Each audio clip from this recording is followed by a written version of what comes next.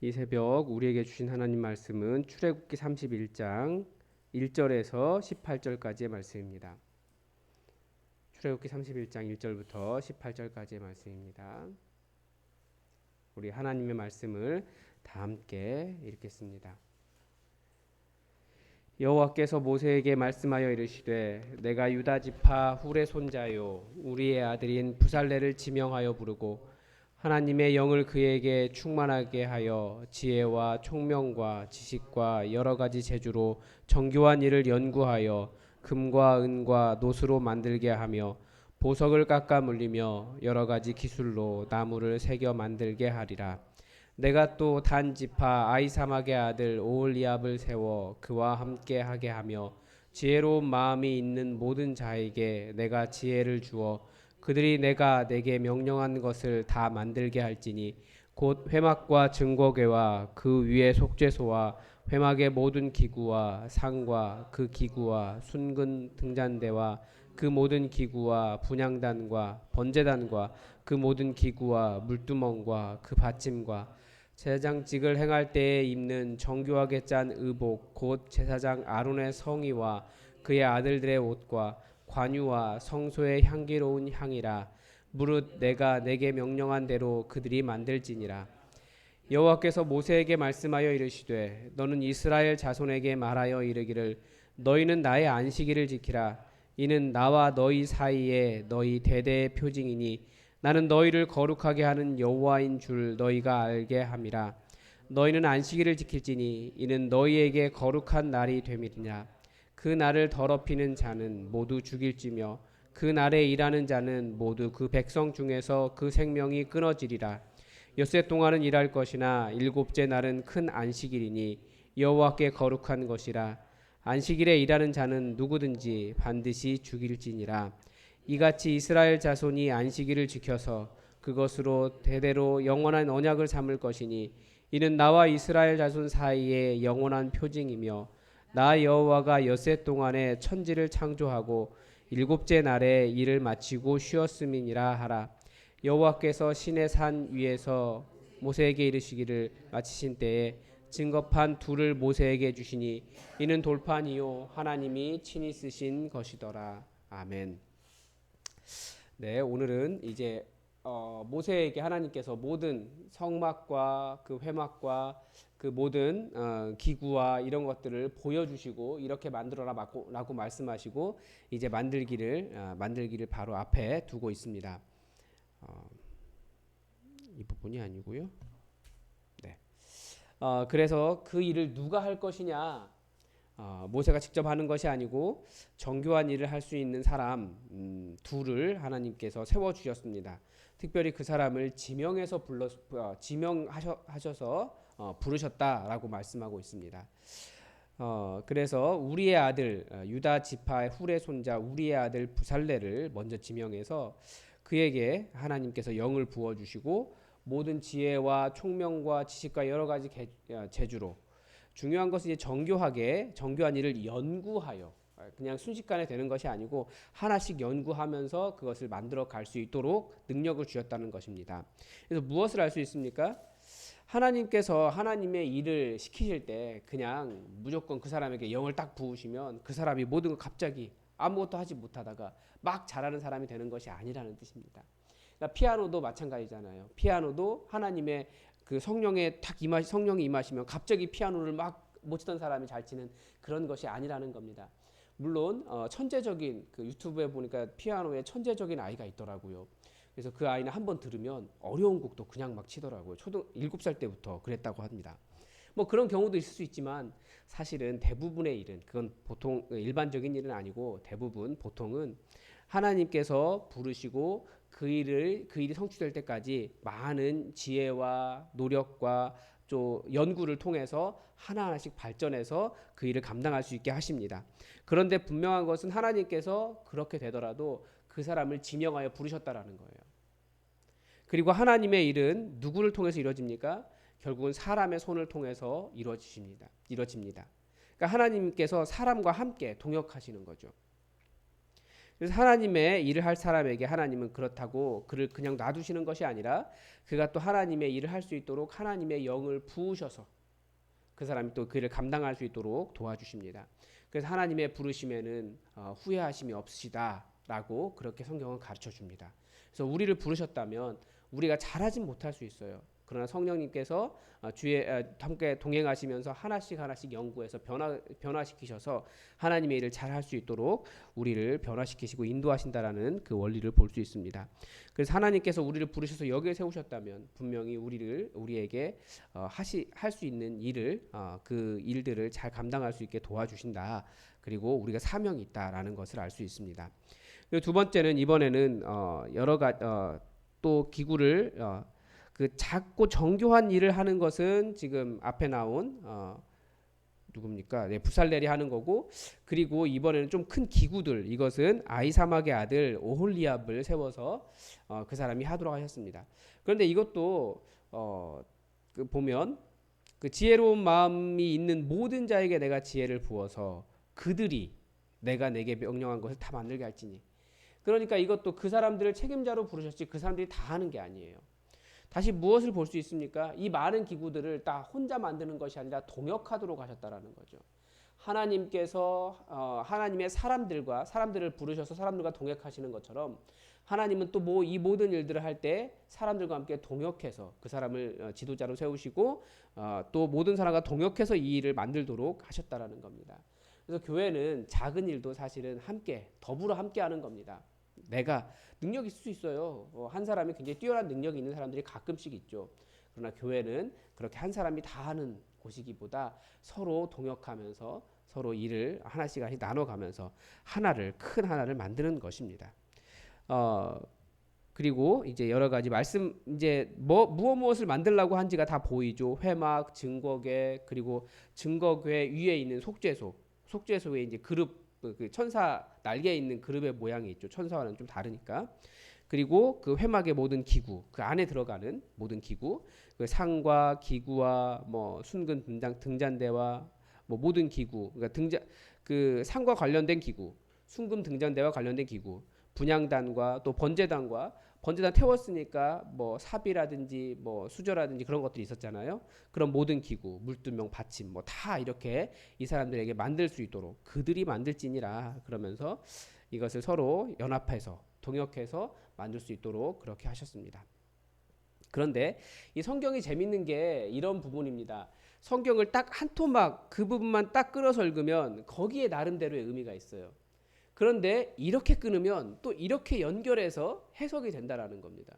그래서 우리가 사실은 성경을 딱 이 부분만 끊어버리면 성경이 이렇게 있는데 이 부분만 끊어버리면 이 부분에 대한 의미가 굉장히 새롭게 발견되긴 하지만 전체적인 의미에서는 좀 다른 의미가 될 수 있는 것들이 성경입니다. 근데 오늘 이 성서 유니온의 큐티는 항상 이렇게 본문을 왜 이렇게 끊었을까 고민하게 만드는 부분이 있습니다. 이제 그 모든 기구를 만드는 것 이후에 그리고 바로 다음에 무엇을 이야기하고 있냐면 안식일을 명령하십니다. 출애굽기에서 안식일 명령이 여러 번 나옵니다. 그런데 안식일 그리고 뭐 다른 율법서에도 레위기, 민수기, 다 신명기 안식일에 대한 이야기가 계속 나와요. 그런데 왜 안식일에 대한 명령을 이 앞부분과 이어서 본다면 왜 안식일의 명령을 여기에 주셨을까? 안식일의 가장 큰 특징이 뭐냐면 쉬라는 거죠. 그러니까 아무리 많은 일, 하나님의 일을 한다라고 해서 그 일을 다 한다고 해서 쉬지 않고 계속 하라는 것이 아니에요. 하나님의 일을 한다고 해서 쉼 없이 계속 해야 된다는 것이 아니에요.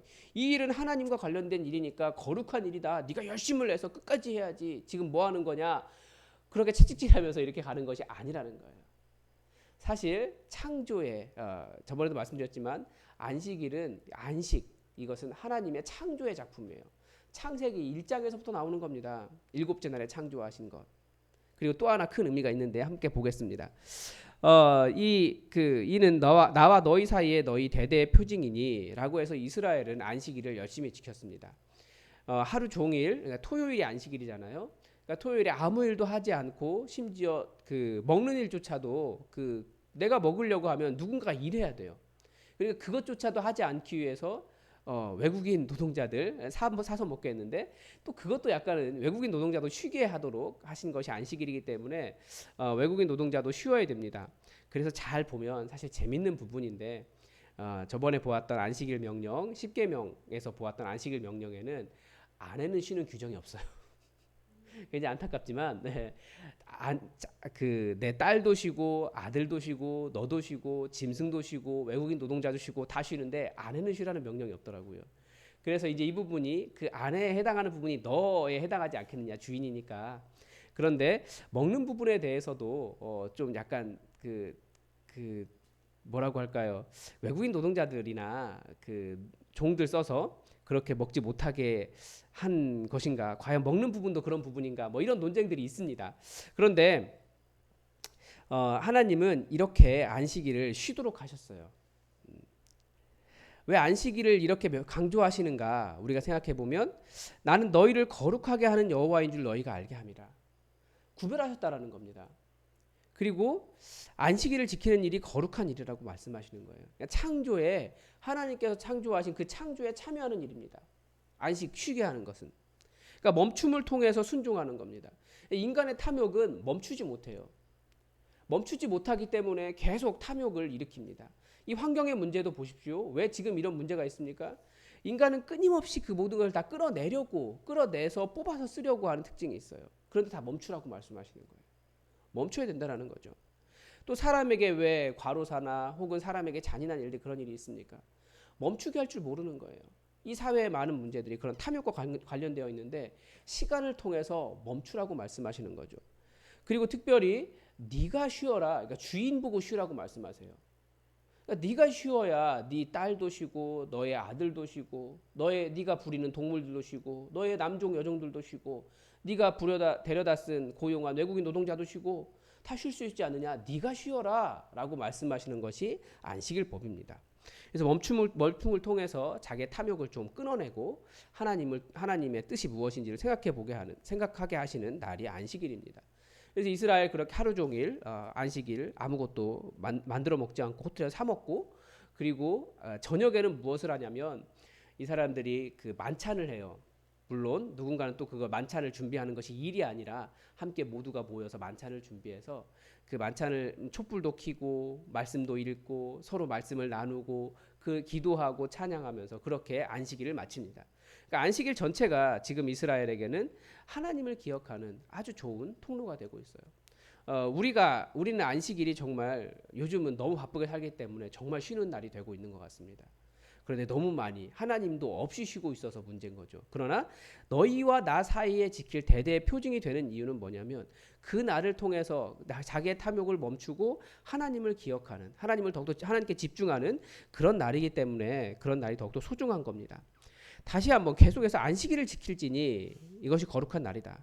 그래서 그날을 더럽히는 자는 모두 죽일 것이며 그날에 일하는 자도 그 백성 중에서 그 생명이 끊어지리라라고 말씀하십니다. 이 시간을 통해서 하나님께 순종하는지 순종하지 않는지를 보시겠다라는 거죠. 사실 우리가 순종한다라는 것은 무엇이냐면 내 시간을 드리는 겁니다. 시간은 거룩한 거예요. 하나님 앞에 우리가 드리는 시간은. 그러니까 지금 여러분께서 이렇게 나와서 하나님 앞에 시간을 쓰고 있는 것 다들 이 새벽에 자고 싶고 아니면 하나님께 시간을 쓰는 것을 아깝다라고 생각할 수 있어요. 그런데 하나님은 이 시간을 내어놓는 사람 그 사람을 거룩하게 보십니다. 그러니까 시간과 거룩은 관련이 있어요. 하나님께 구별되는 것은. 그러니까 우리가 사실은 바쁘게 살아가지만 멈추어서 하나님을 바라보는 그리고 하나님께 드리는 그 시간 매우 거룩하게 구별되는 시간이다. 이것을 우리가 알 수 있습니다. 그래서 반드시 죽이라고 계속 강조하고 있어요. 굉장히 잔인한 일이지만 그런데 다시 생각해 보면 항상 이 죽이라는 명령 앞에는 뭐가 있냐면 You are free. 너는 자유다가 먼저 나옵니다. 그러니까 선악과 문제에서도 자유다. 무슨 자유냐? 모든 것을 먹을 수 있는 자유다. 선악과만 빼고. 근데 우리는 선악과만 생각하면서 우리에게 주신 하나님께서 주신 그 자유는 별로 생각하지 않는다는 거예요. 마찬가지로 하나님은 6일의 시간을 주셨어요.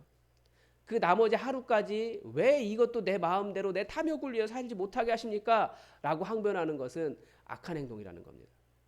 하나님은 멈추라고 말씀하셨고 그 시간 하나님께 드리라고 말씀하셨고 우리에게 주어진 6일의 그 시간 충분히 활용하면서 열심히 살라고 그렇게 말씀하십니다. 그래서 이것은 하나님에 대한 도전이 될 수 있어요. 하나님께 주신 자유, 그 자유의 유기를 무시하고 7일마저도 나는 자유하겠다라고 하는 것은 하나님을 인정하지 않는 것이 되기 때문에 그렇습니다. 그리고 계속 영원한 표징이다, 반드시 지켜라 라고 계속 이야기하시고, 또 그 이유를 뭐라고까지 이야기하시냐면 일곱째 날에 일을 마치고 쉬었음이니라. 그러니까 이 안식일의 근원을 어디에서 말씀하고 계시냐면 하나님의 그 창조 사역, 하나님조차도 쉬었다라는 거예요.